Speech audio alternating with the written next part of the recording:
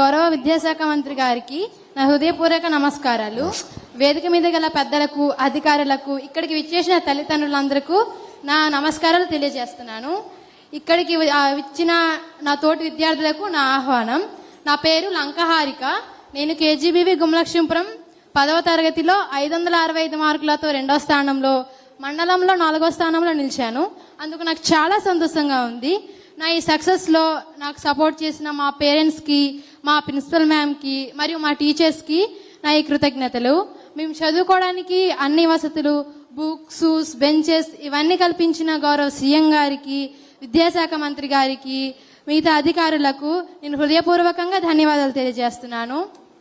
ప్రత్యేకించి మా జిల్లాలో మై స్కూల్ మై ప్రైడ్ అనే ప్రోగ్రాం ద్వారా మా కలెక్టర్ సార్ మేము ఎలా చదువుతున్నాం, ఎలా ఉన్నాం అని తెలుసుకునేవారు. నేను ట్రైబల్ ఏరియా నుంచి రిప్రజెంట్ చేస్తున్నాను సార్. నేను కేజీబీవి గుమలక్ష్మీపురంలో 7th క్లాస్లో జాయిన్ అయినప్పుడు చదువు పరంగా, మీడియం పరంగా కొన్ని ప్రాబ్లమ్స్ని ఫేస్ చేశాను. మా చుట్టుపక్కల ప్రాంతంలో కొంతమంది పిల్లలు చదువుకు దూరం అవ్వడం నేను కొన్ని సందర్భాల్లో చూశాను సార్. ప్రస్తుతం వాళ్ళందరూ ఇప్పుడు ప్రభుత్వం సహకారంతో చదువుకుంటున్నారు. ప్రభుత్వం కేజీబీవీల ద్వారా మమ్మల్ని చదువుకోవడానికి అవకాశం ఇచ్చినందుకు వాళ్ళకి ధన్యవాదాలు తెలియజేస్తున్నాను. ఎక్స్పెషల్లీ మా చుట్టుపక్కల గ్రామంలో కేజీబీవీ సీట్స్ కోసం ప్రయత్నిస్తున్నారు, కానీ కొంతమందికి దొరకవు. 6th క్లాస్లో 40 సీట్స్ మాత్రమే ఉండటం వల్ల దానికి మించిన జాయినింగ్స్ అవ్వవు.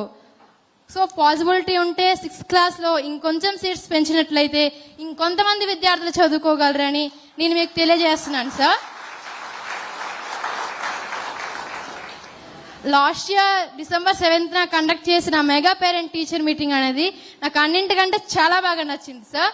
ఆ రోజు పేరెంట్స్ స్కూల్కి రావడం, మా ప్రోగ్రెస్ని టీచర్స్తో డిస్కస్ చేయడం, ఆ ముగ్గుల పోటీలు, ఆటలు, వాళ్ళతో మేము భోజనం చేయడం, ఇవన్నీ నాకు చాలా సంతోషాన్ని కలిగించాయి.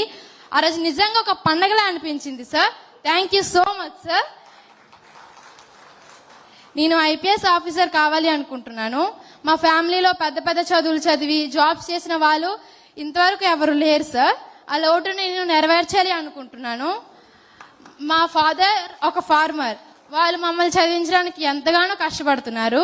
సో వాళ్ళ కష్టానికి ఫలితంగా నేను బాగా చదివి వాళ్ళ రుణం తీర్చుకోవాలి అనుకుంటున్నాను.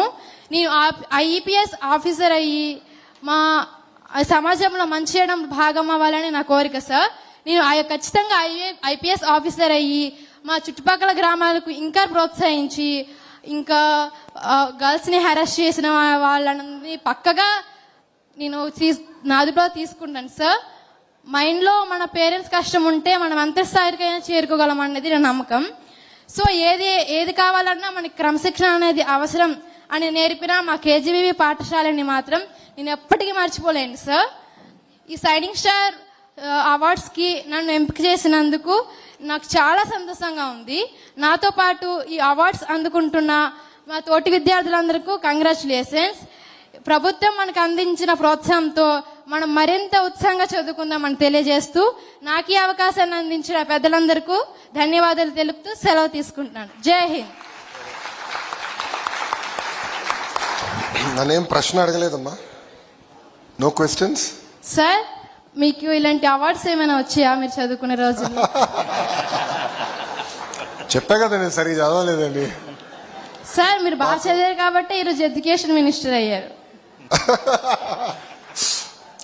పట్టుదల ఉంది కనుక విద్యాశాఖ మంత్రి. యాక్చువల్లీ మేమందరం నవ్వుకునే వాళ్ళం. మాకు స్టాన్ఫర్డ్లో ఆర్జీ మిల్లర్స్ అని ఉంటారు. అంటే they are the top 5% of the class. మేమందరం ఫ్రెండ్స్ ఆఫ్ ఆర్జే మిల్లర్స్ అని చెప్పుకునే వాళ్ళం.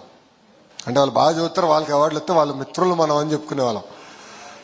అంటే నేను ఎక్కువ నమ్మిందమ్మా కేవలం చదువే కాదు, క్లాస్ తర్వాత మన కొలీగ్స్తో అంటే విద్యార్థులతో కూర్చుని వాళ్ళందరితో నేను మాట్లాడేవాడిని.